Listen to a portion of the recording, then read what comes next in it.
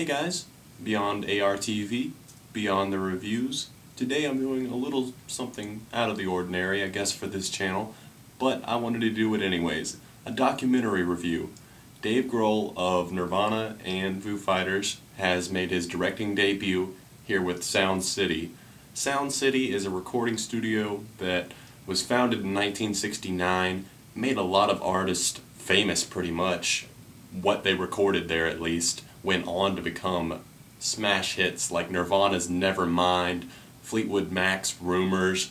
Just so many albums were made there and so many great artists came through, and Dave Grohl wanted to make a documentary about not only Sound City and the fact that it helped kind of launch his career and make him who he is, but the Neve board, that is the console that uses tape and not just Pro Tools and digital stuff, but it uses tape to actually do the recording process. And it's a board that I believe there's only 4 of a kind in the world, Dave said. So I really thought it was cool that he wanted to do this. I really enjoy watching music documentaries, especially on bands and people that I'm interested in musically. Like I saw Foo Fighters Back and Forth documentary right before Wasting Light came out, and absolutely loved it. I own it on Blu-ray, and I plan to own Sound City once it's released on Blu-ray. There's so many awesome musical guests and interviews done here on Sound City. They've got Rick Springfield, Paul McCartney of the Beatles, which was amazing to see him in the studio working with Dave, and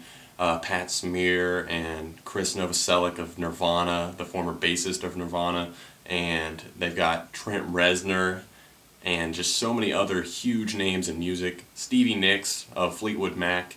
And Dave took the recording sessions that they used for the movie and turned it into an album, which is actually coming out in March. And I thought that was really cool that they actually used the Neve board, the console, and actually recorded something with Butch Vig producing it. Butch is a longtime collaborator with Dave Grohl. He's the drummer of Garbage, but mostly these days he does producing and stuff like that.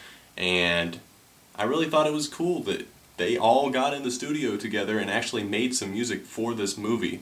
There's a lot of awesome stuff to actually be learned here in Sound City. I thought it was fascinating actually learning about how many platinum records actually came out of there, and that Sound City, you know, while it was a recording studio, it's not all fancy like you might think and stuff. Like, artists would move in there and, you know, it was kind of a trashy place. They showed a lot of pictures of it. It wasn't anything to, you know, write home about and brag about, oh, this recording studio was so nice and it's just amazing. No, there was shag carpet on the walls, all this other stuff. You know, they basically said you could piss in the corner and no one would even really care or say anything about it. But there's so many defining moments in music. I believe it was said at one point, if you heard in the mid-'80s 8 out of 10 rock songs on the radio, 8 out of 10 of them were recorded at Sound City. So if you're into learning about music and like how records are made and a little bit of history while you're at it with music, I suggest checking the movie out. I mean, seriously, if you like any of the artists I've mentioned, there's a lot more that I didn't mention that have recorded there and were interviewed in the movie, as well as one of the founders that's still around and a lot of the former employees. So it was just really cool to get some perspective on Sound City, what exactly it is, and the fact that the Neve board is still in use, and the guy who designed it is still alive and was interviewed for this. And Dave, I love the part where Dave is interviewing him, and basically everything's going right over Dave's head as the guy is explaining how the console works. But what's important is that this console is still being used and music is still being made with it. And as Dave and everyone else, really, the point of the movie, the human aspect in music. It's okay not to be perfect. That's what music is all about, is making mistakes and accidentally putting something together and something awesome turning out.